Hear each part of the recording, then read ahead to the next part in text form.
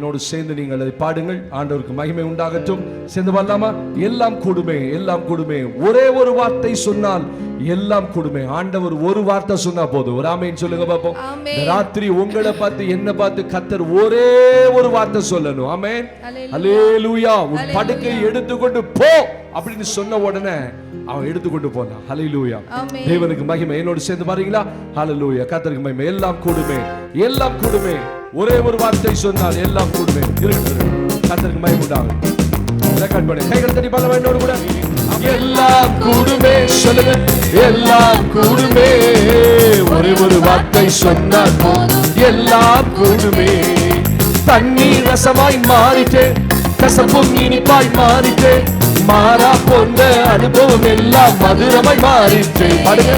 தண்ணீர் ரசமாய் மாறிட்டே, கசப்பும் இனிப்பாய் மாறிட்டே, மாறா போன்ற அனுபவம் எல்லாம் மதுரமாய் மாறிட்டே.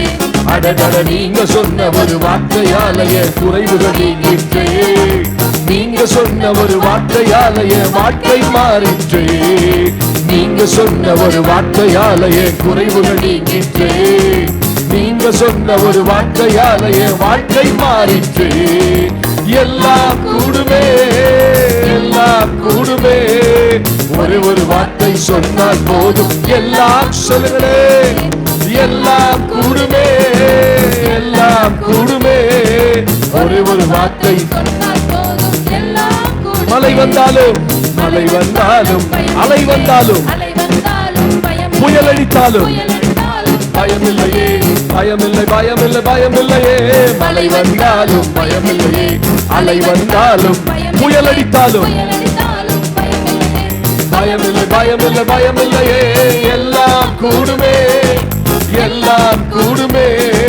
ஒரே ஒரு வார்த்தை சொன்னால் போதும். எல்லாம் கூடுமே. பாருங்க. எல்லாம் கூடுமே. வாயை திறந்து. ஓ, ஒரே ஒரு வார்த்தை சொன்னால் போதும். எல்லாம் கூடுமே. கருணை பல்லவா. என் தேவைகள் எல்லாம் தீர்ந்ததே, என் பாரங்கள் எல்லாம் போனதே, என் பண்டக சாலையில் ஒவ்வொரு நாளும் நீங்களை நிரம்பியதே. தேவைகள் எல்லாம் தீர்ந்ததே, என் பாரங்கள் எல்லாம் போனதே, என் பண்டக சாலையில் ஒவ்வொரு நாளும் மீனாய் நிரம்பியதே. அடடட நீங்க சொன்ன ஒரு வார்த்தையாலய சூழ்நிலை மாறியதே. நீங்க சொன்ன ஒரு வார்த்தையாலய ஊழியம் மாறியதே. நீங்க சொன்ன ஒரு வார்த்தையாலய சூழ்நிலை மாறியதே. நீங்க சொன்ன ஒரு வார்த்தையாலய ஊழியம் மாறியதே. எல்லாம் கூடுமே. ஒரே ஒரு வார்த்தை சொன்னால் போதும். எல்லாம் கூடுமே, எல்லாம் கூடுமே. ஆமென். ஒரே ஒரு வார்த்தை சொன்னால் போதும். எல்லாம் கூடுமே. அலை வந்தாலும் பயமில்லையே, மழை வந்தாலும் புயலடி பயமில்லை, பயமில்லை. சொல்லுங்களே. அலை வந்தாலும் மழை வந்தாலும் பயமில்லையே, புயல் அடித்தாலும் பயமில்லையே, பயமில்லை, பயமில்லை, பயமில்லையே. மழை வந்தாலும் பயம், அலை வந்தாலும் புயல் அடித்தாலும் பாருங்க. பயமில்லை, பயமில்லை, பயமில்லையே. எல்லாம் கூடுமே. சொன்னால் போதும். சேர்ந்து பண்ணவா. எல்லாம் கூடுமே. ஒரே ஒரு வார்த்தை சொன்னால் போதும். எல்லாம் கூடுமே.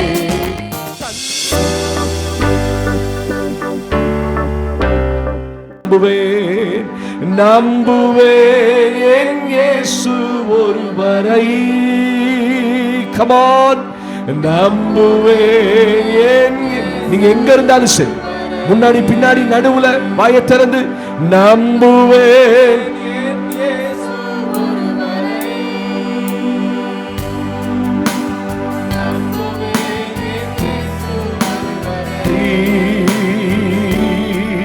நான் நிற்கும் பூமி நிலை குலைந்து அழிந்தாலும், என் நம்பிக்கையின் அஸ்திவாரம் அசைந்தாலும், நான் நம்புவதற்கு ஒன்றுமில்லை என்றாலும், நம்புவேன் என் இயேசு ஒருவரை.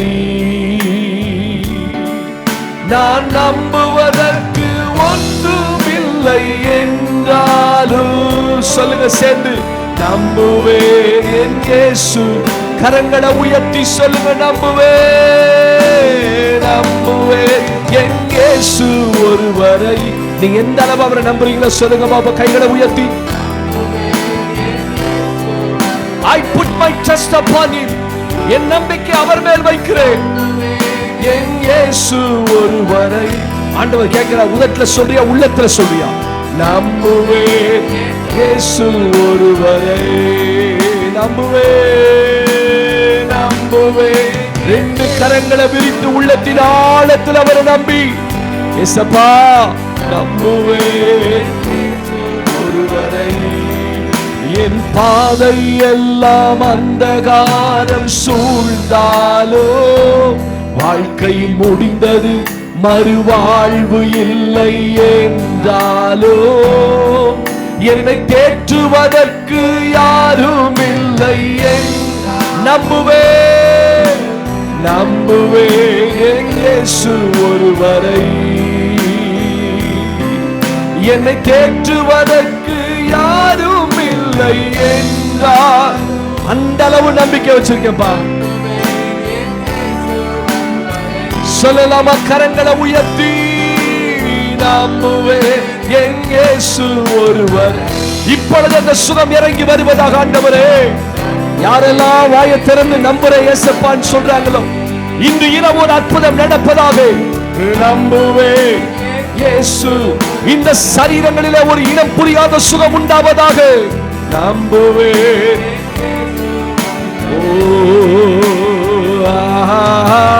நம்புவேன் இயேசு. நீங்க நம்ப வேண்டிய ஒரே ஒரு தெய்வம் அவர்தான். ஒருவரை. உம்மை நம்புவேன், உம்மை நம்புவேன், உம்மை முழுவதும் சார்ந்திடுவே. சொல்லுங்க எல்லாரும், உம்மை நம்புவேன் நம்புவேன், உம்மை நம்புவேன், உம்மை முழுவதும் சார்ந்திடுவே. உம்மை நம்புவேன். அந்த வார்த்தை உள்ளத்திலிருந்து வரணும், இருதயத்தின் ஆழத்திலிருந்து வரணும். உம்மை முழுவதும் சார்ந்திடுவே.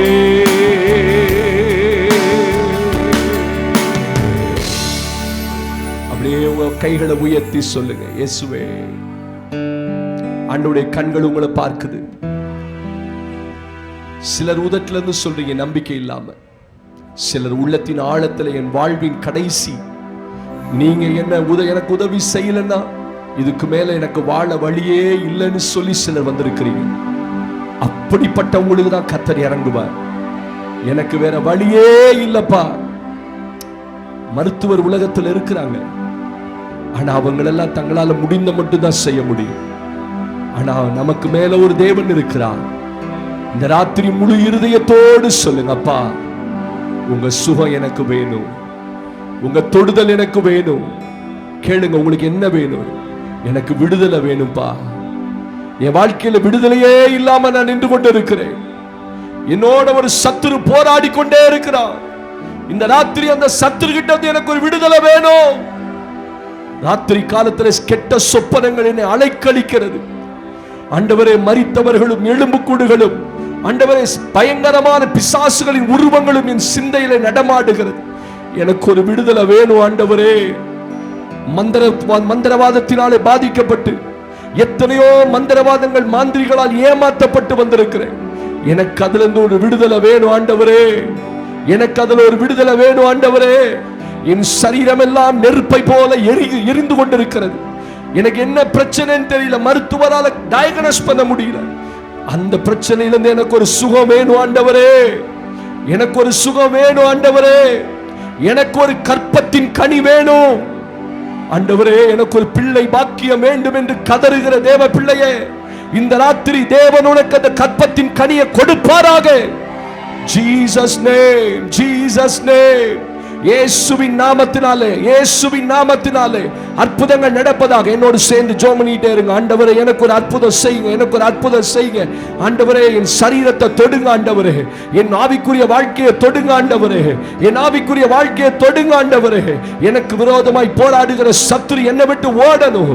என் குடிகார கணவன் மனம் திரும்பணும். நான் அதற்காக இந்த ராத்திரி வந்திருக்கிற ஆண்டவரே.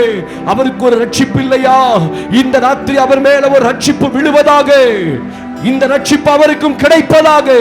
நாங்கள் பார்த்த இயேசுவை, நாங்கள் ருசித்த இயேசுவை, நாங்கள் அன்பை பகிர்ந்து கொண்ட இயேசுவை, நாங்கள் ஆராதிக்கிற இயேசுவை அவரும் தெரிந்து கொள்ளணுமே. என் பிள்ளை உம்மை விட்டு தூரம் போக கூடாது ஆண்டவரே. என் வாலிப பிள்ளை உம்மால சந்திக்கப்படணும், அசுத்தம் அவளை விட்டு போகணும் ஆண்டவரே. என் பிள்ளைக்கு இறங்கும்னு சொல்லி ஜெபிக்கிறீங்க. உங்க பிள்ளைக்கு கர்த்தர் இறங்குகிற அந்த ராத்திரி உன் பிள்ளை விட்டு அசுத்தம் கடந்து போவதாக இயேசுவின் நாமத்தினாலே. ஹல்லேலூயா, ஹல்லேலூயா. சரீரமெல்லாம் சரீரமெல்லாம் ஹல்லேலூயா ஸ்தோத்திரம். ஊசி குத்துவது போல ஒரு வழி, ஊசி குத்துவது, ஆயிரக்கணக்கான ஊசி உன் சரீரத்தில் குத்துவது போல ஒரு ஃபீலிங். அதை யார் செய்தா, எந்த ஏவலின் ஆவிகள் கலங்கி போய் வந்திருக்கிறாய். இந்த ராத்திரி உன் சரீரத்தை இயேசு தொடுகிறார். இந்த ராத்திரி இயேசு உன் சரீரத்தை தொடுகிறார் இயேசுவின் நாமத்தினாலே. அப்படிப்பட்ட பலவீனங்கள் சரீரங்களை விட்டு புறப்பட்டு போ, ஜீசஸ் நேம், இயேசுவின் நாமத்தினாலே. ஆண்டவரே உமக்கு நன்றி, ஆண்டவரே உமக்கு நன்றி. உம்முடைய பிள்ளைகளை நீர் ஆராய்ந்து அறிந்திருக்கிறீர், நீர் ஆராய்ந்து அறிந்திருக்கிறீர். இந்த ராத்திரி ஒரு தெய்வீக சுகம் இந்த குடும்பங்களுக்குள்ள இறங்கி வருவதாக. ஆண்டவரே எம்டியான கற்பங்கள் இயேசுவின் நாமத்திலே நிரப்புவதாக. இயேசுவின் நாமத்தினாலே புத்திர சந்தானம் உண்டாவதாக ஆண்டவரே, உண்டாவதாக, உண்டாவதாக, உண்டாவதாக. ஹல்லேலூயா. ஷக்கலதரா ஹந்தரகதுனரதா. ஆண்டவருடைய முகத்தை பாருங்க, ஆண்டவருடைய முகத்தை பாருங்க. சுகம் அங்க இருந்து தான் வரும். நான் நம்புகிறது அவரால வரும், நான் நம்புகிறது அவரால வரும். கிழக்கிலும் மேற்கிலிருந்து வராது. ஆமென். எந்த திசையிலிருந்து வராது. ஒன்றையும் ஒருவனும் பெற்றுக் கொள்வதில்லை. கைகளை உயர்த்தி கேளுங்க. இயேசுவே, நான் வந்த நோக்கம் உமக்கு தெரியும். சொல்லலாமா? நான் வந்த நோக்கம் உமக்கு தெரியும். நான் யாருக்காக ஜெபம் பண்றேன் உமக்கு தெரியும். ஸ்தோத்திரம். உங்க கண்கள்ல கண்ணீர் வரட்டும். இயேசுவே எனக்கு இறங்கும்னு சொல்லுங்க. இறங்கும், இறங்கும். தகப்பனேன்னு கூப்பிடுங்க. தகப்பனே இறங்கும். ஹல்லேலூயா, ஹல்லேலூயா. உங்க கர அற்புதமான கர இறங்கட்டும் ஆண்டவரே. ஒவ்வொரு சிரசின் மேல இறங்கட்டும் ஆண்டவரே. ஒவ்வொரு பலவீனமான மனிதன் மேல இறங்கட்டும் ஆண்டவரே. மருத்துவரால் கைவிடப்பட்டு வந்திருக்கிற தேவ பிள்ளைகள் ஆண்டவர் இந்த ராத்திரி ஒரு அற்புதமான சுகம் நடப்பதாக. இயேசுவின் அதிகாரமுள்ள நாமத்தினாலே அந்த சரீரங்களில் இப்பொழுது இன்ஸ்டன்ட் ஹீலிங், இன்ஸ்டன்ட் ஹீலிங் இயேசுவின் நாமத்தினாலே ஒரு அற்புத சுகம் நடப்பதாக. இயேசுவின் நாமத்தினாலே விட முடியாத பாவ பழக்க வழக்கம், என்னால் இந்த பலவீனத்தை விட முடியல, என்னால் இந்த பாவத்தை விட முடியல, எனக்கு ஒரு பலன் வேணும் ஏசப்பான்னு கேட்டு உங்க உள்ளத்துல ஜெபிக்கிற ஒரு ஆள் உண்டு. என்னால் இந்த குறிப்பிட்ட பழக்கத்தை விடவே முடியல, அது என் சரீரத்தை உருவளித்துக் கொண்டிருக்கிறது. அந்த அந்தரங்க பாவம் என் சரீரத்தை உருவளிக்கிறது. நான் அதை விட விரும்புறேன் ஏசப்பான்னு சொல்லி அழுகிற ஒரு தேவ பிள்ளை உண்டு. ஆண்டவர் உனக்கு இறங்குகிறார். கர்த்தருடைய பிள்ளையே, உனக்கு இறங்குகிறார். அந்த பாவம் உன்னை விட்டு போகுது. அந்த அந்தரங்க பாவம் உன்னை விட்டு விலகுது. இயேசுவின் நாமத்தில் விலகி போ. Jesus name. அடிமைப்படுத்தி இருக்கிற ஆவியே, இந்த சரீரங்களை அலைக்கடிக்கிற ஆவியே போ. Jesus name. அந்த மகன் ஒரு பூரணமாய் விடுதலையாகட்டும். ஹல்லேலூயா. ஷெகேனா ஹந்தர கத்துனா மாரதி அந்தரா. ஹல்லேலூயா. சரீரத்தில் இருக்கிற பிளட் எங்க போகுதுன்னே தெரியல. சரீரத்தில் மாதம் மாதம் பிளட் போட்டுட்டே இருக்கணும். டாக்டர் சொல்றாரு சரீரத்தில் இருக்க பிளட் என்ன ஆகுதுன்னு தெரியல. சரீரத்தில் பிளட் இல்ல, குறைந்து கொண்டே இருக்கு. 12 யூனிட் இருக்க வேண்டியது 8 தான் இருக்கு, 6 தான் இருக்கு, சில நேரத்தில் 4. மூச்சு விட சிரமப்படுறேன். ஆண்டவரே உமக்கு ஸ்தோத்திரம். நான் வந்திருக்கிறேன். அப்படி வந்திருக்கிறவங்க யாராவது இருக்கீங்களா? தேவனுக்கு மகிமை முன்பாய் வாங்க. நான் உங்களுக்கு ஜோமன் இந்த ராத்திரி அந்த பிளட்டை குடிக்கிற ஆவி இந்த சரீரத்தில் இருக்கிற அந்த பலவீனம் உங்களை விட்டு விலகி போவதாக. ஸ்தோத்திரம், ஸ்தோத்திரம். somebody is here, somebody is here. யாரோ ஒருவர் இங்க இருக்கிறீர்கள். உங்க சரீரத்தில் பிளட் அடிக்கடி காணா போகுது. பிளட் இல்ல. டாக்டர் சொன்னார் ஏத்துற பிளட் எங்க போகுது, சாப்பிடுற பிளட் எங்க போகுதுன்னு தெரியல. I want to pray for you. நான் உனக்கா ஜெபம் பண்ண விரும்புறேன். ராத்திரி கர்த்தர் உன்னை சுகமாக்க விரும்புகிறார். இயேசுவின் நாமத்தில் இந்த பலவீனம் பலவீனம் உன்னை விட்டு போகணும். ஹல்லேலூயா. இருக்க வேண்டிய பிளட் சரீரத்தில் இல்ல. ஸ்தோத்திரம். ஆண்டவருடைய சுகத்தைல இப்பொழுது இறங்கி வருவதாக, இறங்கி வருவதாக, இறங்கி வருவது. அப்படிப்பட்டவங்க மட்டும் வாங்க, வேற எந்த பலவீனமும் வர வேண்டாம். என் சரீரத்துக்கு பிளட் எங்க போகுதுன்னே தெரியல. ஹல்லேலூயா. நான் அடிக்கடி பலவீனப்பட்டு போறேன், அனிமிக் ஆயிடுறேன். ஆண்டவரே என்ன சுகமாக்குங்க, என்ன சுகமாக்குங்க, என்ன சுகமாக்குங்க. சோ நன்றி ஆண்டவரே. கரங்களை உயர்த்தி இந்த பிள்ளைகளுக்காக ஜெபம் பண்ணுங்க பாப்போம். கர்த்தர் இவனுக்கு இந்த ராத்திரி சுகத்தை தருவாராக. கர்த்தர் இந்த ராத்திரி சுகத்தை தருவாராக. அற்புதம், உடனடி அற்புதம் நடப்பதாக. இந்த சரீரத்தில் இருக்கிற எல்லா பலவீனமும் ஹல்லேலூயா இயேசுவின் நாமத்தில் தெய்வீக வல்லமை இப்பொழுது இறங்குவதாக.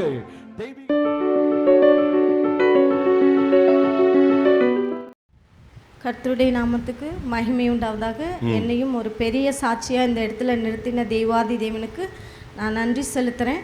எனக்கு பார்த்தீங்கன்னா ஒரு எத்தனை வருஷனே சொல்ல முடியாது, அந்த அளவுக்கு நான் வந்து இந்த நியூரோ பிரச்சனையினால் நான் ரொம்ப சிரமப்பட்டுட்டு இருந்தேன். அப்பப்போ எனக்கு வந்துகிட்டே இருக்கும். எப்படின்னா இந்த இடது காலும் இடது கையும் என்னோடய 2 டெலிவரி எப்பவும் வராமல் இருந்தது. ஃபஸ்ட்டு டெலிவரி ரொம்ப கிரிட்டிக்கல். அதனால் நியூரோ டாக்டர்ஸ் வந்து நரம்புலையே தான் இன்ஜெக்ஷன் பண்ணி அது ஒரு சைடாகவே எனக்கு அப்பப்போ வந்து மரத்து போன மாதிரி இருக்கும். மரத்து போன மாதிரி இருந்தாலுமே கொஞ்ச நேரத்தில் சரியாயிரும்னு நினச்சா அது வந்து கை கால் ஒரு சைடு வராமையே போயிடுச்சு. அந்த மாதிரி இருந்தது. ஒரு 1 வீக் பாப்பா பர்த் அப்போ வந்து 1 வீக் நான் ஹாஸ்பிட்டலில் இருந்தேன். எனக்கு அவ்வளோ தூக்க முடியாது, நடக்க முடியாது, கீழே இறங்க முடியாது, அந்த மாதிரி இருந்தேன். அதுக்கப்புறமா நரம்பு இன்ஜெக்ஷன் பண்ணி ஒரு சைடே எனக்கு வீக் ஆகிடுச்சு. சரியாயிட்டேன், நடக்க முடியும், எல்லா வேலையும் நார்மலாக செய்வேன். ஆனால் அப்பப்போ எனக்கு அந்த பிரச்சனை இருந்துகிட்டே இருக்குது. கிட்டத்தட்ட ஒரு 17 வருஷம், பாப்பாவுக்கு இப்போ 17. இத்தனை வருஷமும் நான் அந்த கஷ்டப்பட்டுகிட்டே இருந்தேன். எனக்கு வந்து டேப்லெட் எடுத்து இன்ஜெக்ஷன் போட்டு இதே தான் எனக்கு மந்த்லி ஒன்ஸ் எத்தனை இன்ஜெக்ஷன் பண்ணுவேன்னு தெரியாது. எல்லாமே நரம்பு இன்ஜெக்ஷன் தான் போடுவேன். அந்த மாதிரி போட்டு டேப்லெட் என்னாச்சுன்னா அவங்க அது ரெடியாகிறதுக்கு கொடுத்தாங்க அப்படின்னு பார்த்தா தலை வரையும் அந்த பிரச்சனை இருந்துச்சு. தலையெல்லாம் வலிக்கும். ஏன்னா 2 பில்லோ சைடில் வச்சு படுத்தாலுமே எனக்கு தூக்கம் வராது. வலியில் வந்து அந்த ஃபேன் காற்றுல முடி அசைஞ்சால் கூட எனக்கு வலிக்கும். அந்த மாதிரி ஒரு வேதனையில் இருந்தேன். 2 வருஷத்துக்கு முன்னால்னா என்னால் சொல்லவே முடியாது. இந்த 17 வருஷமாக தொடர்ந்து வந்தாலும் எனக்கு ஜெபிப்பேன், அப்பப்போ ஒரு சுகம் கிடைக்கும். அது மெடிசன் எடுத்துகிட்டு நான் ஜெபிக்கும்போது அந்த வியாதியஸ்தருக்கு வைத்தியர் தேவை அப்படின்ற வசனத்தின்படியாக நான் வந்து எனக்கு இஷ்டமே இருக்கா. ஜெபத்தில் வச்சுட்டு போவேன், ஒரு 4 நாள் டேப்லெட் எடுப்பேன், அப்புறம் நான் விட்டுருவேன். ஏன்னா அது தூக்க மாத்திரையாக தான், ட்ரக்ஸ் மாதிரி ஆயிடுச்சு எனக்கு. அதை போட்டால் தான் வந்து தூங்குவேன், இல்லைனா வழியில் ரொம்ப சிரமப்படுவேன். குழந்தைகளை பார்க்க முடியாது, எந்த வேலையுமே என்னால் சரியாக செய்ய முடியாது. எந்த நேரத்தில் எப்படி அப்படின்னு பயங்கரமாக நல்லா வேலை செஞ்சுட்ருப்பேன், டக்குன்னு சிக்காயிருவேன். அந்த மாதிரி இருந்துச்சு. இந்த மாதிரியான சூழ்நிலையில் தான் எனக்கு வந்து பார்த்திங்கன்னா ஒரு 2 மாதத்துக்கு முன்னால் எனக்கு வந்து எந்த ட்ராவலே பண்ண முடியாது. போனேன்னா பஸ்லையோ எதில் போனாலும் கீழே இறங்கும்போது பார்த்திங்கன்னா இந்த கால் வந்து எடுத்து கீழே வைக்க முடியாது, என்னை தூக்கி தான் கீழே இறக்கி வைக்கணும். அந்த மாதிரி ஆயிடுச்சு. போன மாதம்லாம் நான் அந்தளவுக்கு ஆகிட்டேன். பாஸ்டருக்கும் பாஸ்டர் அம்மாவுக்கும் தெரியும், நிறைய எனக்காக அவங்க ஜெபிச்சிருக்கிறாங்க. அப்பப்போ சுகத்தை நான் வாங்கிட்டே இருப்பேன். எனக்கு முடியாட்டி கூட வீட்டில் முழங்கால் போட்டு ஜெபிப்பேன், எனக்கு இந்த சுகத்தை கொடுங்க, இதிலேருந்து நான் விடுதலை ஆகணும். எத்தனை வருஷத்துக்கு நான் இவ்வளோ மாத்திரை எடுத்து இத்தனை பாடுபடுவேன், இவ்வளோ நாள் அவஸ்தைப்பட்டுட்டே இருக்கணும். ஆண்டவரே நீங்கள் எத்தனை பேர்த்துக்கு சுகத்தை கொடுத்துருக்குறீங்க, ஏன் எனக்கு இந்த சுகம் கிடைக்க மாட்டேங்குதுன்னு நான் ரொம்ப அழுத நாட்கள் தான். அது தூங்கவே மாட்டேன், ஏதாவது ஒன்று ஆயிரும், குழந்தைகளை பார்க்குறக்கு நான் இருக்கவே மாட்டேன், எனக்கு அவ்வளோதான் அப்படின்னாலாம் நினச்சி ரொம்ப நாள் வந்து நான் வெக்ஸாகி போன நாட்கள், தூங்காமல் இருந்த நாள் தான் அதிகம் எனக்கு. அந்த மாதிரியெல்லாம் இன்னும் சொல்லப்போனால் நைட்டு தூங்கும் பொழுது சொல்லவே முடியாது. அந்த மாதிரியான சூழ்நிலைக்குள்ளையெல்லாம் தள்ளப்பட்டு நான் எல்லாத்துக்கும் ரெடி ஆகிட்டு போய் தூங்குவேன். ஏன்னா டக்குன்னு தூங்கும்போது ஏதாவது ஒன்று ஆயிடுச்சுன்னா ஹாஸ்பிட்டல் கொண்டு போவாங்க, அங்கே கரெக்டாக இருக்கணுமே அப்படின்னு சொல்லிட்டு என்னுடைய சரீரத்திலிருந்து நான் சரிப்படுத்திட்டு போய் தூங்கின நாட்கள் அநேகமாக இருக்குது. இதை ஒருத்தருமே சொல்லவே மாட்டாங்க. பாஸ்டர்மாட்ட சொன்னேன், அவங்களே கேட்டுட்டு ரொம்ப அதுக்காக ஜெபிச்சாங்க. அந்த மாதிரி நான் சரியாயிட்டு போன தூங்கின நாட்கள் உண்டு. தூங்க மாட்டேன், முழிச்சிட்டே இருப்பேன்.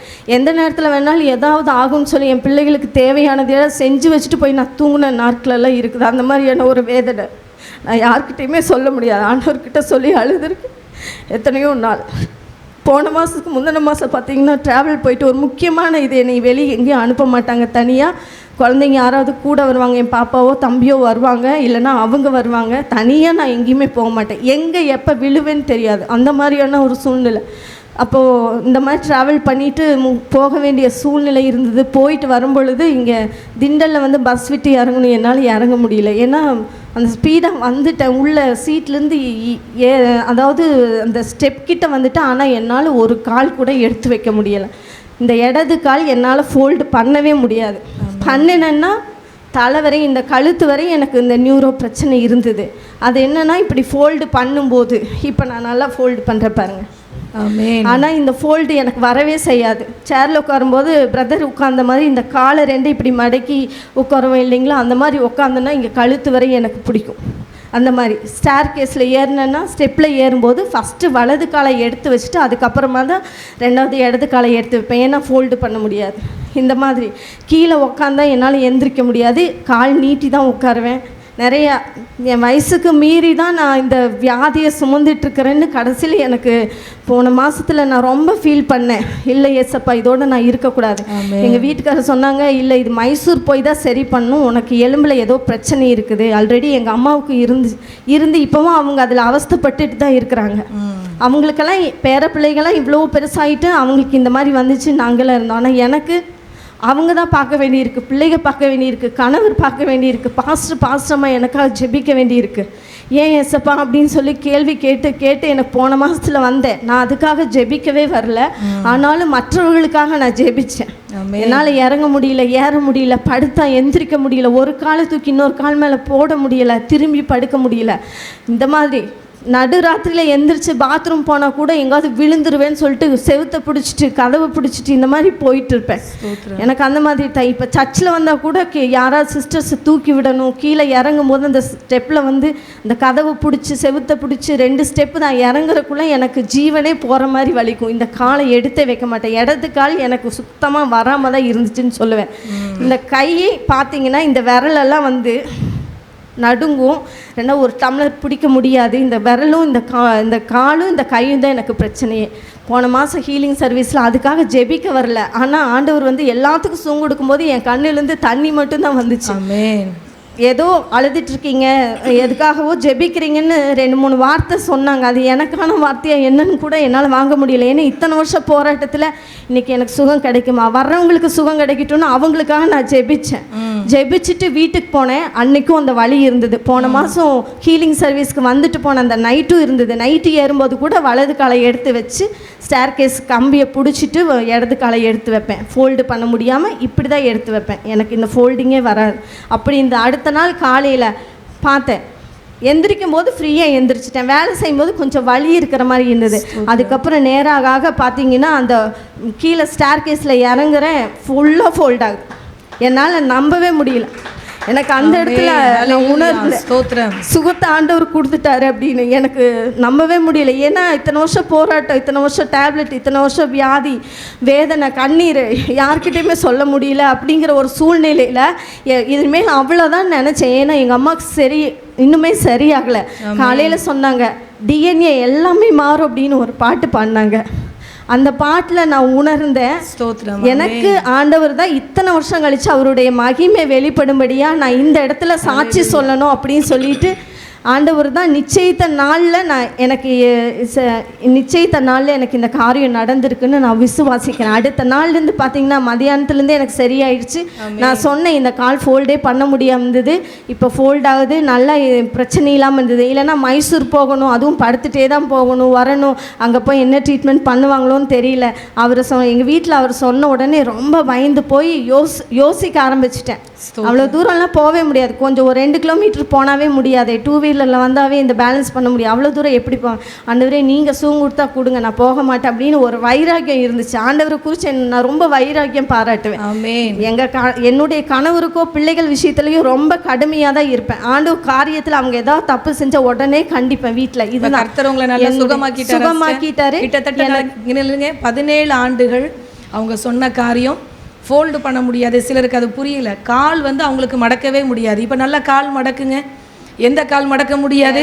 இடது கால். நல்லா பாருங்க, இது கதையெல்லாம் கிடையாது. நல்லா நீங்களே பாருங்க. 17 ஆண்டுகள் நரம்பூசி போட்டதுனால ஸ்தோத்திரம், பின்புறம் இருக்கிற மண்டையில் இருக்கக்கூடிய நரம்புகள் வரைக்கும், முதுகு நரம்பு எல்லாம் அவங்களுக்கு ஸ்பைனில் பிரச்சனை. ஆனால் இன்றைக்கி ஒரு படி மாடி கூட அவங்க ஏற முடியாது. எத்தனையோ நாட்கள் சபையினுடைய படிக்கட்டு கூட அவங்களால ஏற முடியாது. சபையில் எத்தனையோ நாட்கள் மயக்கம் போட்டு விழுந்திருக்காங்க. ஆராதனை நேரத்தில் அவங்களால மயக்கம் போட்டு நாங்கள் கொண்டு போய் தூக்கி வீட்டில் விட்ட நாட்களெல்லாம் இருக்குது. ஆனால் இன்றைக்கி நல்ல காலை மடக்குறாங்க. ஒன்னே ஒன்று, இந்த இடத்துல கர்த்தருடைய சுகம் மாத்திரமே. நல்ல கரங்களை தட்டி ஆண்டவருக்கு மகிமை உண்டாகு. 17 ஆண்டுகளா நரம்புல இருக்கக்கூடிய வியாதியில கர்த்தர் சுகம் கொடுப்பார். ஆனால் நீங்க நம்பி வந்த, நம்ம நம்பி இருக்கிற இயேசுவை ஒருபோதும் ஆண்டவரை நம்மளை வெட்கப்படுத்தவே விட தேவன் அல்ல. ஹல்லேலூயா. கர்த்தர் உங்களை ஆசீர்வதிப்பார்.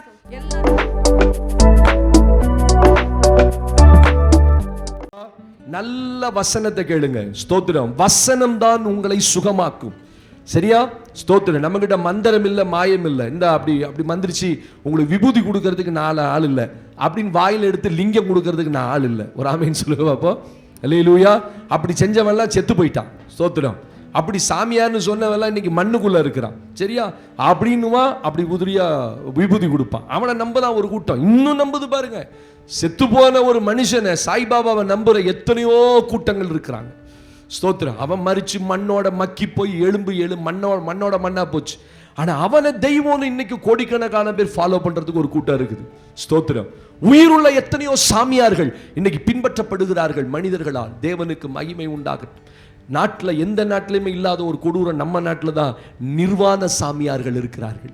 ஸ்தோத்திரம். வேற உலகத்தில் நீங்க எங்க போனாலும் நிர்வாண சாமியாரை பார்க்க முடியாது. வடநாட்டில் நிர்வாண சாமியாரை கும்பிடுறாங்க ஜனங்க. எவ்வளோ ஒரு பயங்கரமான காரியங்கள். அப்ப நம்ம ஆராதிக்கிற தேவனுக்கும் நீங்க நம்பி வந்த ஆண்டவருக்கும் இந்த உலகத்தில் உள்ள தெய்வங்களுக்கும் சாமியார்களுக்கு என்ன வித்தியாசம்? ஸ்தோத்திரம். அப்ப உங்க வேத வசனம் இன்னைக்கு உங்களோடு கூட ஒரு வார்த்தை பேச 2 நாளாகமம் 16ஆம் அதிகாரம். ஹல்லேலூயா. தேவனுக்கு மகிமை. 12ஆம் வசனத்தை நாம் வாசிக்க கேட்க போகிறோம். வாசிக்கலாமா? 560ஆம் பக்கத்துல எடுத்துக்கொள்ளுங்கள், வாசியுங்கள். ஆசா அரசாண்ட 39ஆம் வருஷத்திலே தன் கால்களில் வியாதி கண்டு அவன் நோவு மிகவும் உக்கிரமமாய் இருந்தது. அவன் தன் வியாதியிலும் கர்த்தரை அல்ல பரிகாரிகளையே தேடினான். ஆசா தான் அரசாண்ட 41ஆம் வருஷத்தில் மரித்து தன் பிதாக்களோட நித்திரை அடைந்தான். சத்தமா சொல்லுங்க பாப்போம். சிம்பிளா இன்னைக்கு ராத்திரி உங்களோடு கூட ஆண்டவர் யார் என்று பேச விரும்புகிறேன். தேவனுக்கு மகிமை உண்டாகட்டும். ஒரு அருமையான கர்த்தருடைய பிள்ளையே, இந்த ஆசா என்கிற ஒரு ராஜா, அவன் 40 வருஷம் இஸ்ரவேலை அரசாண்டான் என்று வேதத்தில் வாசிக்கிறோம். எத்தனையோ ராஜாக்கள் வாழ்ந்தார்கள், மரித்தார்கள். ஸ்தோத்திரம். அநேகம் பேர் கொடூரமான மரணத்தை சந்தித்த ராஜாக்களும் வேதத்தில் இருக்கிறார்கள். மரணம் எல்லாருக்கும் வரக்கூடியது. ஆமென் சொல்லுங்க பாப்போம். அல்லேலூயா. மரணம் யாருக்கு வேணாலும் எப்ப வேணாலும் வரலாம். மரணம் எப்பொழுது வரும் என்று யாருக்கும் தெரியாது. ஆனா பைபிள் இந்த இடத்துல ஆசா என்கிற ஒரு ராஜா தன் கால்களிலே வியாதி கண்டபோது, நல்ல கவனிங்க, வியாதி என்பது மனிதனுக்கு இயற்கையாக வரக்கூடிய ஒன்று. ஒரு ஆமென் சொல்லுங்க. வியாதி வராத மனிதன் இல்லை. நான் பிறந்ததிலிருந்து எனக்கு இதுவரைக்கும் வியாதியே வந்ததில்லை அப்படின்னு யாருமே சொல்லவே முடியாது. அப்ப எத்தனையோ விதமான வியாதிகள் வருகிறது, சுகமாகி விடுகிறது. ஆனால் சில வியாதிகள் சுகமாகாது. ஸ்தோத்திரம். அப்பொழுதுதான் நமக்கு ஒரு மருத்துவர் தேவைப்படுகிறார். அப்பொழுதுதான் அதை தாண்டி ஒரு தெய்வம் நமக்கு தேவைப்படுகிறார். ஸ்தோத்திரம். ஆமென். மனிதனை மரணத்துக்கு ஏதுவான வியாதிகளும் உண்டு, மரணத்துக்கு ஏதுவல்லாத வியாதிகளும் உண்டு பைபிள் சொல்லுது. தேவனுக்கு மகிமை. வருகிற வியாதி எல்லாம் மரணத்தை கொண்டு வரும் என்று சொல்ல முடியாது. உங்களுக்கு தலைவலிக்குது, அதனால மரணம் வந்துருமோ நீங்க பயப்பட போறதில்லை. ஆனா ஒரு பயத்தின் ஆவி இருந்தா அந்த தலைவலி கூட சிலருக்கு மரணத்தை உண்டாக்கும். ஆமாவா இல்லையா? சின்ன தலைவலி வந்துச்சுன்னா அதை பிச்சு பேன் பார்த்துருவோம். குரங்கு மாதிரி.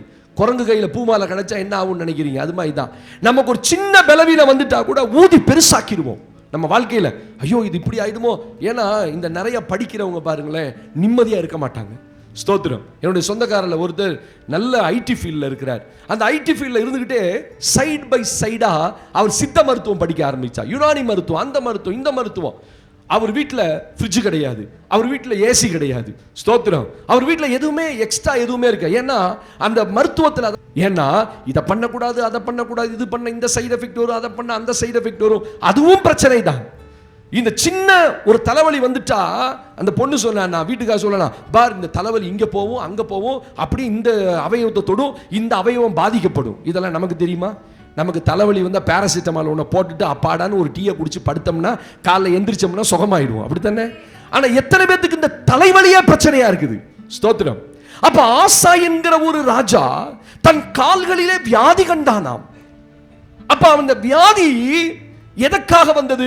தேவன் சில வேளையில இந்த வியாதியை நம்ம எப்படி ஹேண்டில் பண்றோம்ன்றத பார்ப்பார், நீ எங்க கொண்டு போகிறன்றத பார்ப்பார், எப்படி அந்த வியாதியை பிரச்சனையை கையாளுகிறீர்கள் என்று பார்ப்பார். ஸ்தோத்திரம். அப்ப இந்த ஆசா வியாதி கண்ட போது பைபிள் தெளிவா சொல்லுது, அவன் அந்த வியாதியிலையும் தன் பரிகாரியாகிய தேவனை அல்ல பரிகாரிகளை தேடினான், மருத்துவரை தேடினான். ஆக்சுவலா மருத்துவரை தேடி இருந்தா கூட பரவாயில்ல, இங்க கவனிக்கணும், வந்ததே லேட்டு. ஹல்லேலூயா. ஆமா, இதுல எங்கேயோ யோசனை போகுது. தேவனுக்கு மகிமை. அப்ப நல்ல கவனிங்க, தன் வியாதியிலே பரிகாரியை அல்ல, கடவுளை தேடல. ஆக்சுவலா அவன் கடவுளை தேடி இருக்கணும், ஆனால் அவன் மருத்துவரை தேடினான். என்ன மருத்துவர்? நீங்க பைபிள்ல, இங்கிலீஷ் பைபிள்ல போனா இஜிப்சியன் என்று போடப்பட்டிருக்கு, மெஜிஷியன் என்று போடப்பட்டிருக்கிறது. ஈஜிப்ட் மெஜிஷியன்ஸ், அதாவது எகிப்தில் உள்ள மந்திரவாதிகளை தேடி போனான். ஸ்தோத்திரம். அவன் ஒரு மருத்துவரை தேடி போயிருந்தா கூட அவன் பிழைச்சிருப்பான். ஆனா ஒருத்தன் மந்திரவாதியை தேடி போனா அவன் முடிவு மந்திரத்துல தான் அழியும். ஆமென் சொல்லுங்க பாப்போம். வியாதிக்காக யாரும் மந்திரவாதிகிட்ட போயிடாதீங்க, பிள்ளைக்காக யாரும் மந்திரவாதிகிட்ட போயிடாதீங்க. அவன் உங்களை அழிச்சிருவான், உங்களை காசை வாங்கியே கொன்னுடுவான். அதனால கர்த்தருடைய பிள்ளைகள் ஒன்றை புரிந்து கொள்ளுங்கள். ஆண்டவர் வேதம் சொல்லுது, 41வது வயதிலே அவன் வியாதி கண்டு மரித்து போனான். ஏன் மரிச்சா? எல்லாருக்கும் வரக்கூடிய வியாதி தானே, அந்த வியாதி அவனுக்கு சுகம் தந்திருக்கலாமே. என்ன காரணம்? அவன் மருத்துவரை கூட தேடி போயிருந்தா கர்த்தர் விட்டுருப்பாரு. ஆனா மருத்துவரை தேடி போகல, மந்திரவாதியை தேடி போனதுனால தான் கர்த்தர் அவன் அடிச்சார். தேவனுடைய பிள்ளைகள், தேவனை அறிந்தவர்கள் எப்பொழுதுமே நீங்க முதல்ல வியாதி கண்டுட்டா எங்க போகணும்னா நீங்க ஜெபத்துக்கு தான் போகணும். முதல் preference you should go to God. நீங்க ஆண்டவர்ட்ட போகணும். உங்க ஜெபத்தை நீங்கள் முதலாவது தேவனிடத்தில் தெரியப்படுத்தணும். ஏன்னா பைபிள் சொல்லுது அப்படிதான். யாக்கோபு நிருபத்தில் 5ஆம் அதிகாரத்திலே, உங்களில் ஒருவன் வியாதி கண்டால் அவன் சபையின் மூப்பரை வரவழைப்பானாக. அவர்கள் வந்து என்ன செய்வாங்க? எண்ணெய் பூசி உங்களுக்காக ஜெபம் பண்ணுவார்கள். வாசிக்கலாமா? 5ஆம் அதிகாரம் 14ஆம் வசனத்துல, யாக்கோபு 5:14, உங்களில் ஒருவன் வியாதிப்பட்டால் அவன் சபையின் மூப்பர்களை வரவழைப்பானாக. அவர்கள் கர்த்தருடைய நாமத்தில், அவங்க வந்து கர்த்தருடைய நாமத்துல அவனுக்கு எண்ணெய் பூசி அவனுக்காக என்ன பண்ணுவாங்க? ஜெபம் பண்ண கடவர்கள். அப்பொழுது விசுவாசமுள்ள ஜெபம் பிணியாளியை ரட்சிக்கும். பிணியாளினா யாரு? சுகவீனமுள்ள ஒருவனை ரட்சிக்கும். கர்த்தர் அவனை எழுப்புவார்.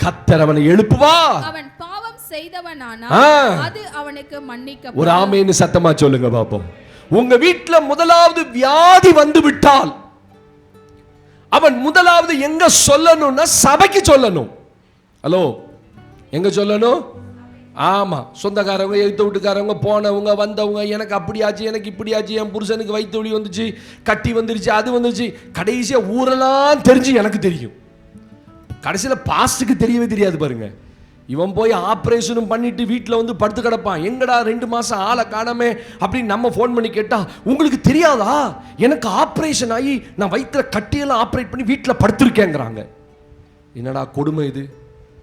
பைபிள் என்ன சொல்லுது? முதலாவது உங்களுக்கு விசுவாசிக்கு அவன் முதலாவது யாரை கூப்பிடணும்? சபையில் இருக்க மூப்பரை கூப்பிடணும், அந்த ஊழியக்காரனை அழைக்கணும்.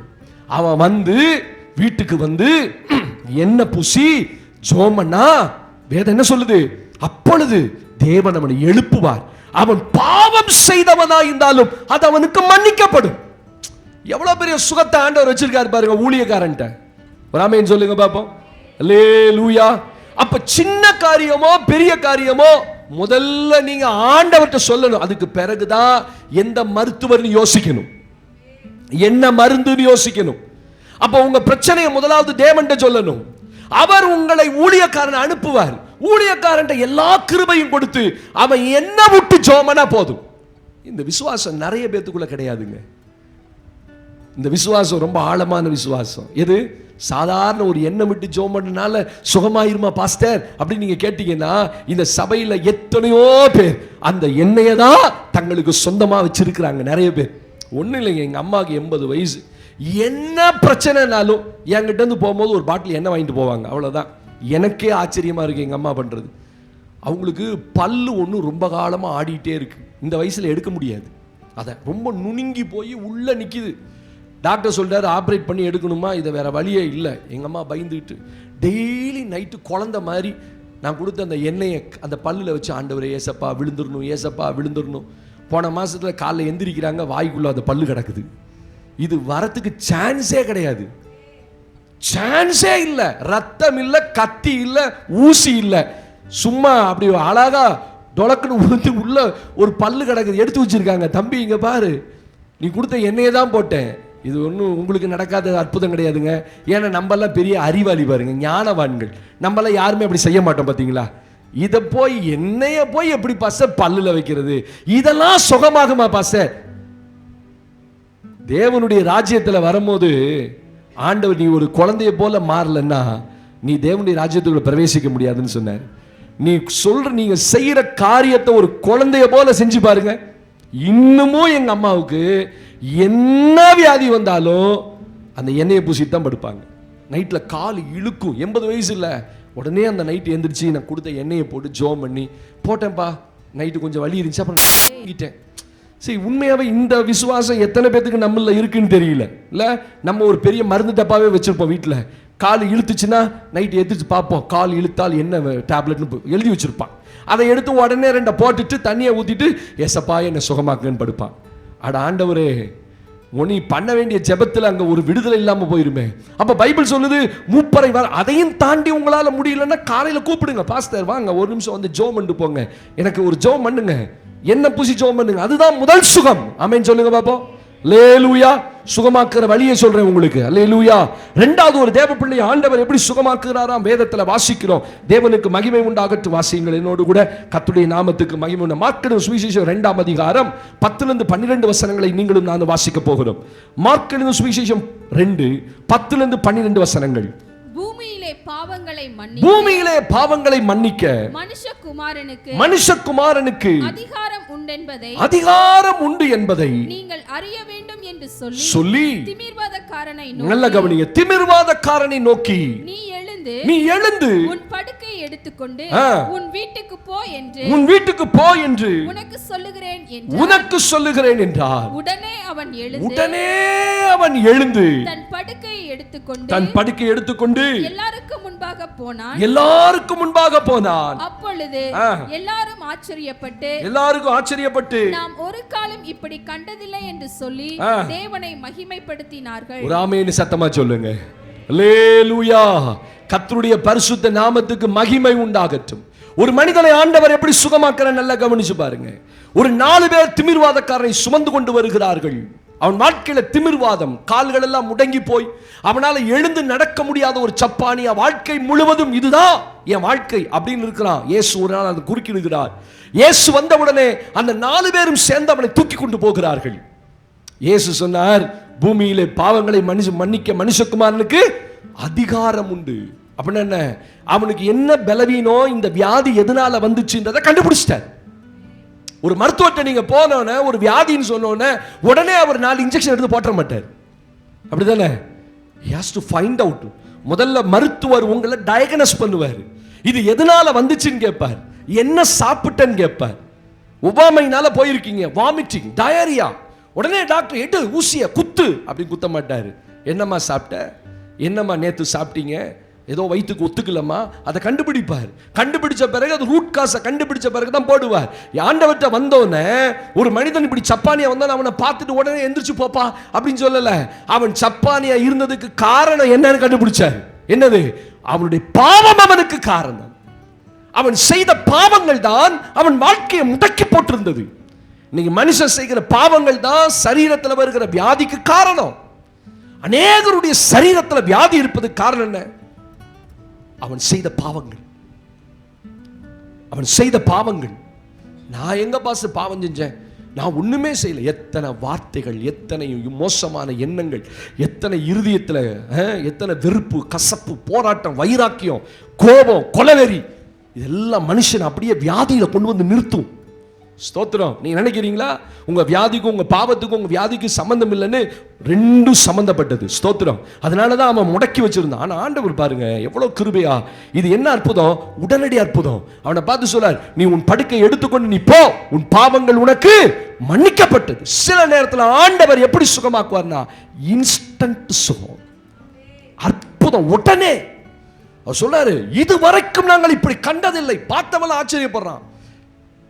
அத்தனை வருஷமா படுத்து கிடந்தவன ஒரே வார்த்தை சொல்றார், நீ எழுந்து உன் படுக்கை எடுத்துக்கொண்டு போ, உன் வீட்டுக்கு போ. பாய சுருட்டினா எந்திரிச்சான், அவன் பாட்டு போயிட்டே இருக்கான்.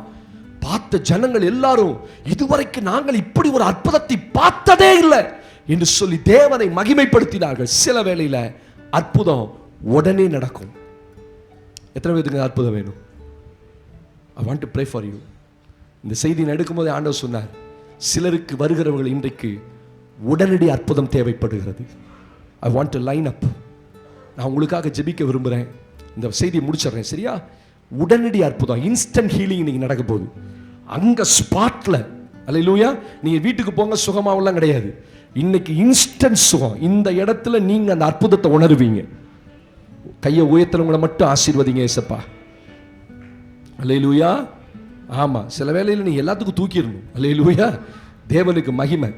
அப்ப ஆண்டவர் அநேக இடங்களிலே உடனடி சுகத்தை நாம் பார்க்கிறோம். அப்போஸ்தலர் நடவடிக்கைகள் 3ஆம் அதிகாரத்திலே சப்பானியை பார்த்து, எங்களிடத்துல பொன்னும் இல்லை வெள்ளியும் இல்லை, நசரேயனாகிய இயேசுவின் நாமத்துல எழுந்து நட அப்படி நம்மளை தூக்கணும்னே, அவன் உடனே குதித்து எழுந்து நடந்து தேவனை துதித்துக் கொண்டு திரும்பி போனான். ஆண்டவர் சில வேளையில மூப்பரை அனுப்பி சுகமாக்குவார், சில வேளையில அங்க ஸ்பாட்ல சுகமாக்குவார். இன்னைக்கு நிறைய பேருக்கு ஸ்பாட் சுகம் கிடைக்க போகுது. ஆமென். உடனடி அற்புதம், இன்ஸ்டன்ட் ஹீலிங். தேவனுக்கு மகிமை. நான் அதுக்காக எத்தனையோ நாட்கள் ஜெபித்து இருக்கிறேன். ஆண்டவரே ஸ்தோத்திரம். டிபி ஜாஷுவான் ஒரு தேவ மனுஷன், அவருடைய மினிஸ்ட்ரியில அப்படியே நூற்றுக்கணக்கான பேர் நிற்பாங்க. கேன்சர் பேஷண்ட் உடஞ்சு அப்படியே ஓடும், கட்டி அப்படியே ஓடும். ஸ்தோத்திரம். அப்படி ஒரு பக்கெட் வச்சு பிடிப்பாங்க. நான் அதெல்லாம் பார்த்துருக்கிறேன். நான் சொன்னேன், ஆண்டவரே என்னோட ஊழியத்தில் அப்படிப்பட்ட அற்புதங்கள் நடக்கணும். ஆமென். ஒரு 100 கேன்சர் பேஷண்ட் உட்கார்ந்துருக்கணும். தேவனுக்கு மகிமை. இந்த பக்கத்தில் அந்த வியாதி, அந்த பக்கம் அந்த வியாதி. அது பயங்கர பிரம்மாண்டமான சர்ச், இன்டர்நேஷனல் சர்ச். சும்மா ஒரு 1,00,000 பேர் உட்காரலாம் அந்த சர்ச்சில். இந்த பக்கம் பார்த்தா ஒரு 5,000 பேர் வியாதிக்காரர், இந்த பக்கம் டிபி பேஷண்ட், இந்த பக்கம் கேன்சர் பேஷண்ட், அந்த பக்கம் எய்ட்ஸ் பேஷண்ட். எய்ட்ஸ் எல்லாம் சுகமாகுதுங்க. தேவனுக்கு மகிமை. வியாதி எல்லாம் ஒன்று தானே கர்த்தருக்கு. ஆமென் சொல்லுங்க. அது வயிற்று வலியா இருந்தா, எய்ட்ஸா இருந்தா, வியாதி வியாதி தான். அந்த வியாதியை கொண்டு வர சில வேளையில devil can bring a disease. பிசாசுகள் வியாதியை கொண்டு வரும். உங்களுக்கே தெரியாது அந்த வியாதி ஏன் வந்துச்சுனே தெரியாது. அந்த வியாதியை பிசாசு போனோடனே அந்த வியாதியும் போயிடும். ஊமையும் செவிடுமான ஆவியை இவனை விட்டு போ அப்படின்னாரு. அது வரைக்கும் அது வியாதி நினைச்சுக்கிட்டு இருந்தவன் கடைசியில் பிசாசு போனோடனே அவன் பேசிட்டான். சில வேளை உங்களுக்கு அப்படிப்பட்ட பலவீனம் இருக்கும். இன்றைக்கு இன்ஸ்டன்ட் சுகத்தை தேவன் கொடுக்க போகிறார். ஆமென். மூன்றாவது, ஒரு மனிதனை தேவன் எப்படி சுகமாக்குகிறார்? ஹல்லேலூயா. வாசிக்கல பிலிப்பியர் நிருபத்தில் 2ஆம் அதிகாரத்திலே 25ஆம் வசனம் முதல் 27ஆம் வசனம் வரைக்கும் நாம் வாசிக்க போகிறோம். தேவனுக்கு மகிமை உண்டாகட்டும். ஒரு 5 நிமிடத்தில் முடித்து விடுவேன். கர்த்தருடைய வார்த்தையை கவனமாய் கேளுங்கள். பிலிப்பியர் 2ஆம் அதிகாரம், தேவனுக்கு மகிமை, 25 முதல் 27 வசனங்களை நாம் வாசிக்க போகிறோம். மேலும் என் சகோதரனும் உடன் வேலையாளும் உடன் சேவகனும் உங்கள் ஸ்தானாதிபதியும் என் குறைச்சலுக்கு உதவி செய்தவனுமான எப்பாப்ராத்துவை உங்களிடத்தில் அனுப்ப வேண்டும் என்று எண்ணினேன். அவன் உங்கள் எல்லார் மேலும் வாஞ்சையுள்ளவனும் தான் வியாதிப்பட்டதை நீங்கள் கேள்விப்பட்டதினாலே மிகவும் வியாகுலப்படுகிறவனுமாய் இருந்தான். அவன் வியாதிப்பட்டு, பாருங்க, அவன் வியாதிப்பட்டு மரணத்திற்கு சமீபமாய் இருந்தது மெய்தான். மரணத்துக்கு சமீபமாய் இருந்தது மெய்தான். ஆகிலும் தேவன் அவனுக்கு இறங்கினார். அவனுக்கு இறங்கினதும் அல்லாமல் துக்கத்தின் மேல் துக்கம் எனக்கு உண்டாகாதபடிக்கு எனக்கும் இறங்கினார். ஒரு ஆமென் சொல்லுங்க பாப்போம். அப்போஸ்தலனாகிய பவுல் அவருடைய உடன் ஊழியக்காரனாகிய எப்பாப்ராதீத்துவை குறித்து எழுதுகிறார். இந்த எப்பாப்ராதீத்து ஒரு வியாதியில மாட்டிக்கிட்டாரு. அது என்ன வியாதி என்று எழுதப்படல. ஆனா பைபிள் சொல்லுது அவன் மரணத்துக்கு சமீபமாயிருந்தான். ஆமென் சொல்லுங்க பாப்போம். அல்லேலூயா. அதான் நாங்க வாசிக்கிறோம். அவன் வியாதிப்பட்டு 27ஆம் வசனத்துல அவன் மரணத்துக்கு சமீபமாய் இருந்தது மெய்தான். ஆகிலும் தேவன் அவனுக்கு இறங்கினார். நல்ல கவனிச்சீங்களா? அப்போஸ்தலனாகிய Pavul he has a such a person. அப்போஸ்தலனாகிய பவுலுக்கு சுகமளிக்கும் வல்லமை இருந்துச்சா இல்லையா? இருந்துச்சு. நீ அப்போஸ்தலர் 28 அதிகாரத்துல மெலித்தா என்கிற ஒரு தீவுக்கு போயிருக்கும் போது அந்த ஊர்ல இருக்க பெரிய அந்த ஊர் முதலாளிக்கே பயங்கர வாந்தி பேதியில கிடக்கிறான். கப்பல் உடைஞ்சு கப்பல்ல இருந்து தப்பிச்சு போய் அந்த பட்டணத்துக்கு போயிருக்கிறாங்க. அந்த ஊர்ல இருக்கிற அந்த தலைவனுக்கு பயங்கரமான வியாதி, அவனுக்கு வயிற்றுப்போக்கு, இரத்த பேதி. அவன் வேலை சொல்லுது, அப்போஸ்தலனாகிய பவுல் போய் தன் கைகளை வைத்து அவனை குணமாக்கினான். அந்த தீவில் இருக்க அத்தனை பேர் வந்து இதை கேள்விப்பட்டு யாரெல்லாம் வியாதியோ அவர்கள் எல்லாரும் குணமாக்கப்பட்டார்கள். ஆனா அப்போஸ்தலனாகிய பவுலோட இருந்த எப்பாப்பிராத்தீத்துடைய வியாதி அவனால சுகமாக்க முடியல. அல்லேலூயா. கவனிச்சீங்களா? சில வேளையில கர்த்தர் வியாதியை படிப்படியாக தான் குணமாக்குவார். சில நேரத்தில் இன்ஸ்டன்ட் சுகப்படுத்துவார். சில நேரத்தில் கர்த்தர் வியாதியை மெதுவாக தான் சுகமாக்குவார்.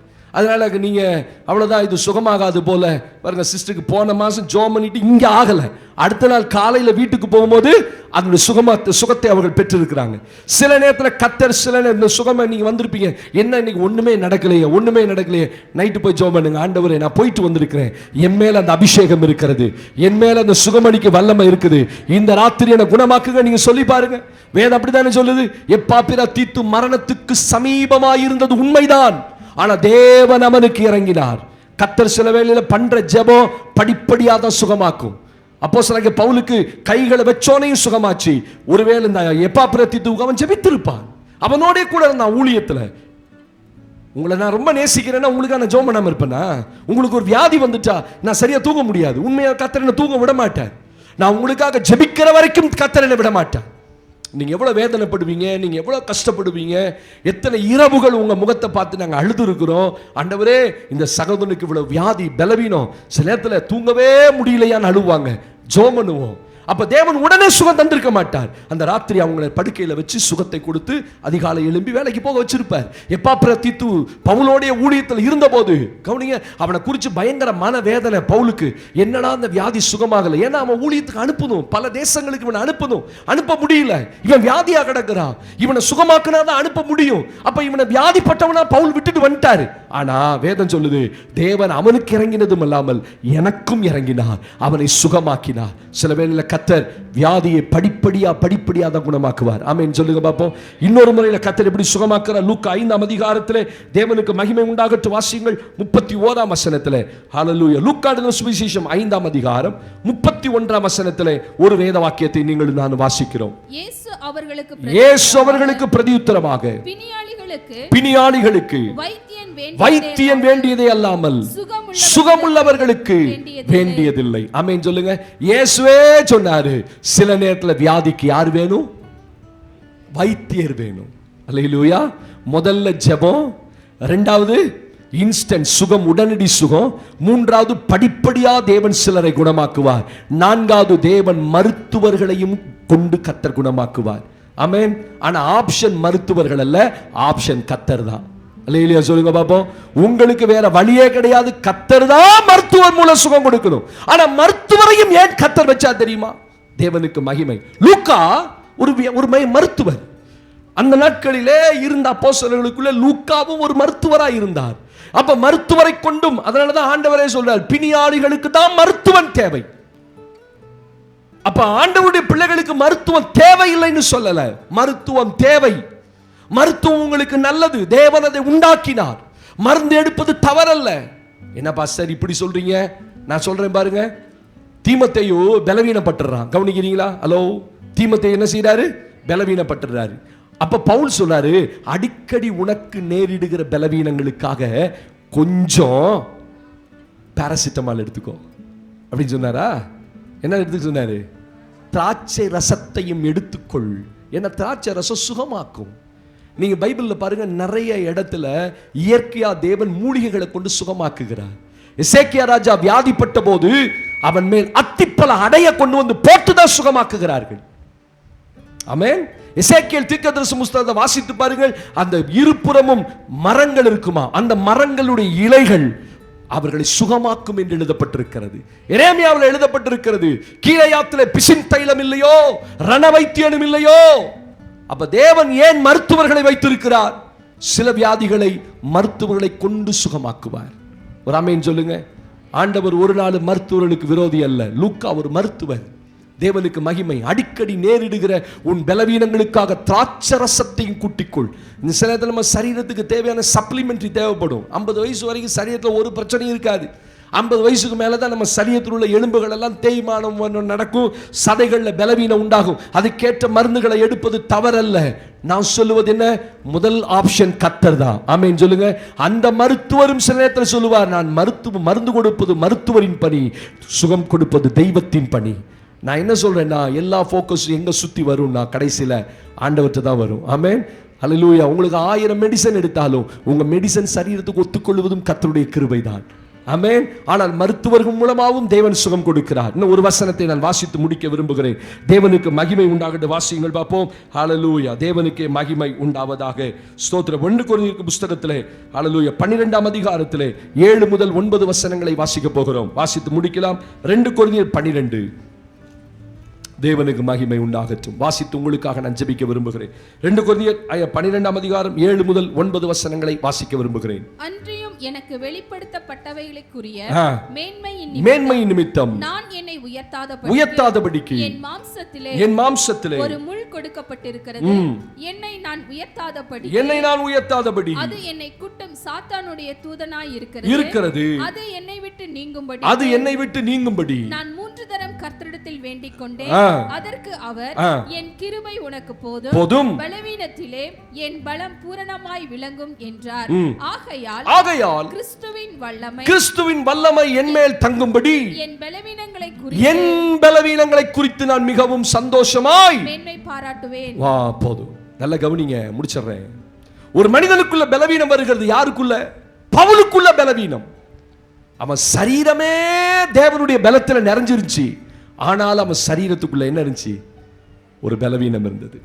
நீ 1000 ஜெபிக்கிற மனிதர்களாயிருந்தாலும், நீதி உள்ள மனிதர்களாயிருந்தாலும், நீதிமான்களாயிருந்தாலும், பரிசுத்தவான்களாயிருந்தாலும், பாவமே இல்லாத ஒரு மனிதனாயிருந்தாலும், குற்றமே இல்லாத மனிதனாயிருந்தாலும், என் பார்வையில் என்கிட்ட ஒரு குற்றம் இல்லைன்னா யாருக்கும் ஒன்றும் செய்யல, ஏன் என் சரீரத்தில் பலவீனம் அப்படின்னு உங்களுக்கு ஒரு கேள்வி இருக்கலாம். அப்போஸ்தலனாகிய பவுலுக்கு அவன் சொல்றான், என்னிடத்தில் நான் யாதொரு குற்றத்தையும் அறியேன். என்கிட்ட ஒரு குற்றமும் கிடையாது. ஆனா அவனுக்கு ஒரு பலவீனம் சரீரத்தில்.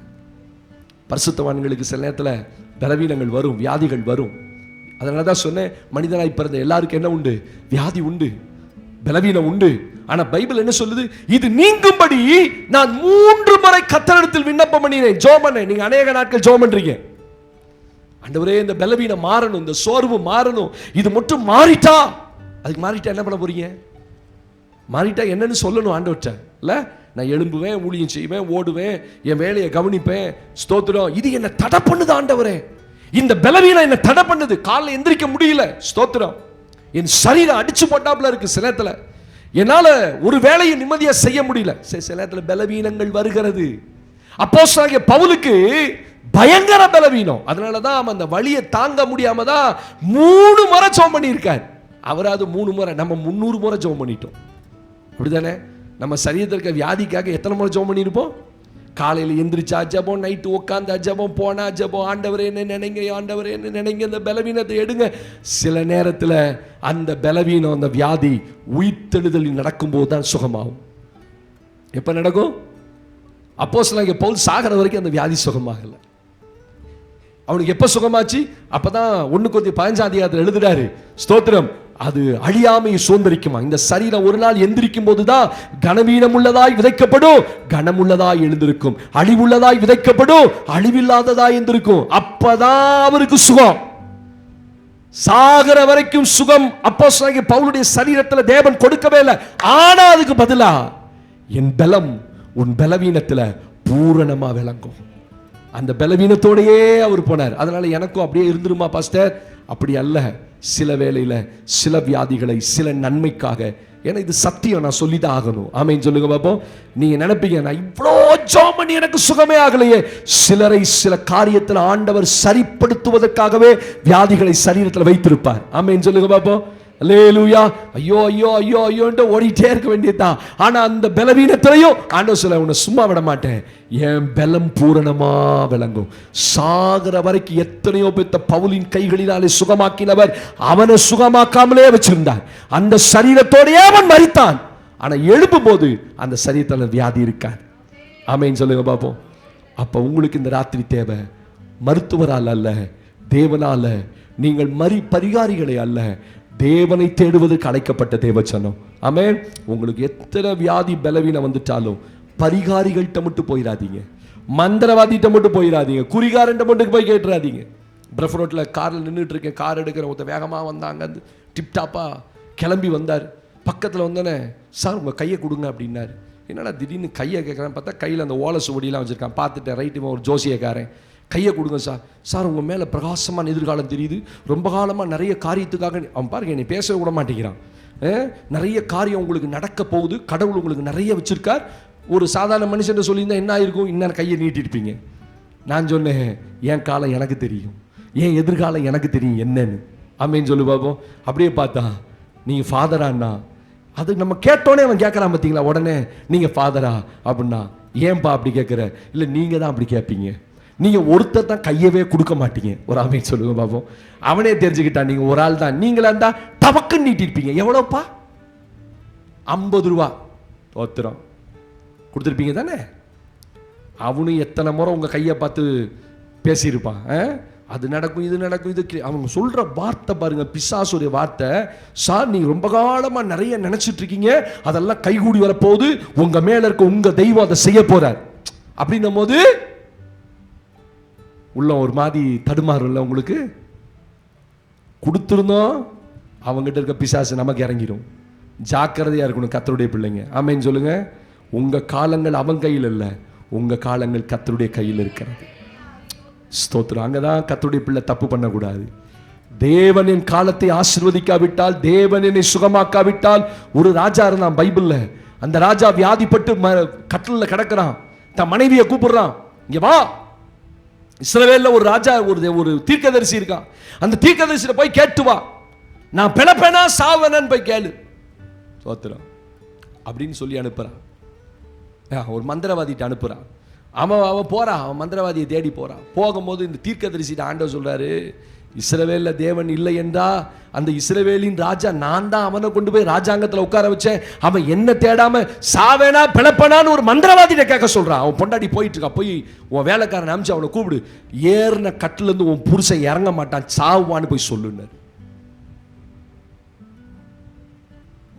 தேடி போனது மந்திரவாதிய, குறுக்க போனது தீர்க்கதரிசி ஊழியக்காரன் போய் சொல்றான், எங்கடி போற அப்படின்னா, நான் என் புருஷனுக்காக குறி கேட்க போறேன், நீ போய் சொல்லு உன் புருஷன்ட்ட, ஏறின கட்டில இருந்து அவன் இறங்க மாட்டான்னு சொல்லு, அவன் அப்படியே செத்துருவான்னு சொல்லு. காரணம் என்ன? அவன் தேடி போனது மந்திரவாதிய.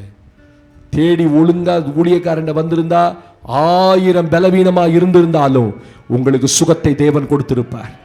நான் விசுவாசிக்கிறேன். ஆமென். எவ்வளவு பெரிய வியாதியும் பலவீனமும் வந்தாலும் நீ நம்பி இந்த ஆலயத்துக்குள்ள வந்து, ஐயா எனக்காக ஜெபம் பண்ணுங்க, கர்த்தர் சுகமாக்குனா நான் ஜீவனோட இருக்கேன்னு சொல்லி பாருங்க, அந்த வியாதி இருந்த இடம் தெரியாம ஓடி போயிடும். எழுந்துருங்க பாப்பா, உங்களுக்கு I want to pray for you. Hallelujah. இந்த ராத்திரி ஆண்டவர் நீங்க செக் பண்ண போறீங்க, உடனடி சுகம், இன்ஸ்டன்ட் ஹீலிங். இதெல்லாம் நடக்குமா பாஸ்டர்? அந்த கேள்வியோடு நின்னா நடக்காது. சின்ன பிள்ளை மாதிரி உங்களை ஒப்பு கொடுக்கணும். ஆண்டவரே எனக்கு ஒரு சுகம் வேணும் இந்த ராத்திரி, என் சரீரத்தில், என் மனதில், என் உள்ளத்தில் காயம் ஆறணும். நான் பயங்கர துக்கத்தோட வந்திருக்கிறேன், என் குடும்ப பிரச்சனை நிமித்த நான் வந்திருக்கேன். எல்லாம் கண்களை மூடுங்க பார்ப்போம். இது ஜெப நேரம். 2 நிமிஷம் முடிக்க போறேன். உங்களுக்கு அற்புதத்தை ஆண்டவர் இந்த ராத்திரி திரளான அற்புதம் நடக்க போகுது. ஸ்தோத்திரம். கை வைக்க போறதில்ல, தேவனே உங்களை சுகமாக்க போறார். நீங்க தேடி வந்த இயேசு இந்த ராத்திரி உங்களோடு கூட இடைபடுகிறார். உன் குடும்பத்தின் காரியங்கள் எல்லாம் கர்த்தர் பொறுப்பெடுப்பா. இந்த ராத்திரி ஒரு சுகம் உங்க குடும்பத்தில் இறங்க போகுது. நீ எதற்காக யாருக்காக ஜெபிக்க வந்தாயோ தேவ பிள்ளையே, இந்த ராத்திரி போய் செக் பண்ணி பாரு. உங்க சரீரத்தில் எந்த இடத்துல சுகம் வேணுமோ கை வைங்க. நான் உங்களுக்காக ஜெபம் பண்றேன். இன்ஸ்டன்ட் சுகம். இப்ப அந்த சுகத்தை உங்க சரீரம் உணர போகுது. இயேசுவின் நாமத்தினால. இயேசு என்கிற ஒரு தெய்வம் இருக்கிறார். ஸ்தோத்திரம். எதை குறித்து நீங்க பயந்து வந்திருக்க? இருதயமா, கிட்னியா, ஹalleluya, லங்ஸா, கர்ப்பப்பையா, அதுல பலவீனமா, கை வைங்க பாப்பா இயேசுவின் நாமத்தினால. யாரெல்லாம் எங்கெல்லாம் பலவீனத்தோடு இருந்து அந்த சரீரத்துல கை வச்சிருக்காங்களோ ஆண்டவரே ஸ்தோத்திரம், அவங்களுக்கு இந்த ராத்திரி ஒரு சுகம் இறங்கட்டும், ஒரு சுகம் இறங்கட்டும். உடைய ஊழியக்காரன் ஜெபம் பண்ற ஆண்டவரே, இப்பொழுது உடைய மகிமையை அந்த பிள்ளைங்க பார்க்கட்டும், இதுவரைக்கும் அவங்க பார்க்காத ஒரு மகிமையை பார்க்கட்டும். எந்த சரீரத்துல எந்த இடத்துல பலவீனத்தோடு கைகளை வைத்து ஜெபிக்கிறார்களோ இயேசுவின் நாமத்தினாலே கலங்கின மூளையெல்லாம் சுகமாவதாக, மூளை வளர்ச்சி அடைவதாக ஆண்டவரே, ஸ்பைன் சுகமாவதாக, கிட்னி இயேசுவின் நாமத்திலே சுகமாவதாக, கர்ப்பப்பை இயேசுவின் நாமத்திலே சுகமாவதாக, பலவீனங்கள் நரம்புகளுக்கு எல்லா பலவீனமும் இயேசுவின் நாமத்திலே Jesus name, Jesus name. Breast cancer, breast cancer, மார்பக புற்றுநோய் இயேசுவின் நாமத்தினால் அதனுடைய சிம்டம்ஸ் உங்களுக்கு தெரிஞ்சிருக்கு, டாக்டர் சொல்லி இருக்கிறார். இந்த ராத்திரி அதை குறித்து பயந்து அலண்டு போய் வந்திருக்கிறீங்க. ஆண்டவராக இயேசு இந்த ராத்திரி உன்னை சுகமாக்குகிறார். இன்ஸ்டன்ட் சுகம், இன்ஸ்டன்ட் சுகம். ஹalleluya, go and check. அந்த கட்டி இனி அந்த சரீரத்தில் இருப்பதில்லை இயேசுவின் நாமத்தினாலே, இயேசுவின் நாமத்தினாலே. ஆண்டவரே, யாருக்கு அந்த பலவீனம் இருக்கிறதோ அந்த பலவீனம் இயேசுவின் நாமத்திலே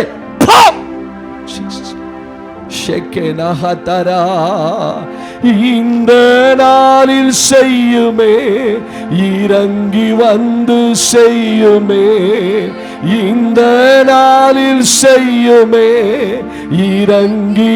எல்லாரும் சொல்லுங்க, ஒரு அற்புதம், ஒரு அற்புதம் நாங்கள் காண செய்யுமே, ஒரு அற்புதம் நாங்கள் காண செய்யுமே. ஹalleluya, எல்லாருமா ஹalleluya, ஹalலே. ஒரு சுகம் இறங்குவதாக ஆண்டவரே, ஒரு மகிமை இறங்குவதாக. இந்த சரீரங்கள் எல்லாம் சுகத்துக்குள்ள வருவதாக. எந்த சரீரத்துக்கு எல்லா பலவீனமும் இயேசுவின் நாமத்தினால நீ புறப்பட்டு போ.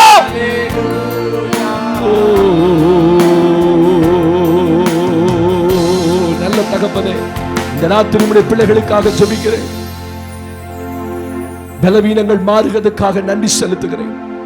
சோர்வுகள் மாறுகிறதுக்காக நன்றி செலுத்துகிறேன். உடனடி அற்புதத்துக்காக யாரெல்லாம் ஜெபித்தார்களோ இயேசுவின் நாமத்தினாலே அந்த கைகளை வைத்து ஆண்டவருடைய சுகமாக்கும் கரங்களை வைத்து இப்பொழுது அந்த இடத்துல இருக்க வியாதியை நாங்கள் வேரோடு எடுக்கிறோம் இயேசுவின் நாமத்தினால். ஒரு அற்புதம், இன்ஸ்டன்ட் சுகம் நடந்ததுக்காய் நன்றி. அநேகர் வீட்டுக்கு போவதற்குள்ள படிப்படியாய் சுகமாக்குறதுக்காய் நன்றி. மருத்துவர் கொடுத்த டேப்லெட்ஸ் இதுவரைக்கும் ஒர்க் பண்ணல, இயேசுவின் நாமத்தில் இந்த ராத்திரி முதற்கொண்டு அது சத்தியம் ஆண்டவரே சுகத்தை கொண்டு வருவதாக தேவ நாமத்திலே அவருடைய ஆசீர்வாதத்தை அனுப்புகிறேன். அநேகரை சுகமாக்கி தொட்டு சுகமாக்கினதுக்காய் நன்றி. இயேசுவின் நாமத்தை ஜெபிக்கிறோம் நல்ல பிதாவே. சேர்ந்து